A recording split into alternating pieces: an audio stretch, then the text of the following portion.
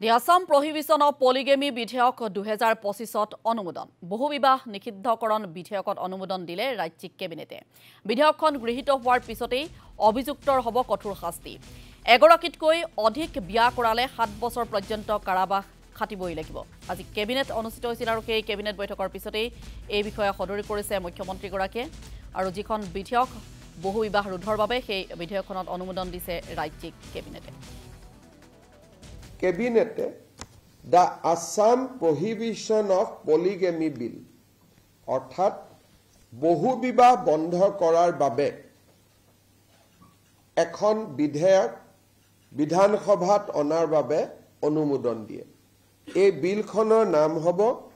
the Assam Prohibition of Polygamy Bill 2025 এই বিলখনৰ অধীনত যিসকলে এই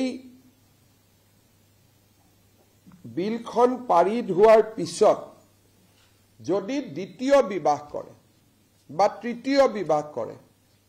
তেওঁলোকক 7 বছৰৰ বাবে জেলত সশ্ৰম কাৰাদণ্ড দিয়াৰ ব্যৱস্থা ৰখা হৈছে আৰু এই বিলখনত এই অফেন্সটো নন cognizable offense করা হইছে অর্থাৎ ইয়ার অধীনত অ্যারেস্ট করিলে they will not get bail immediately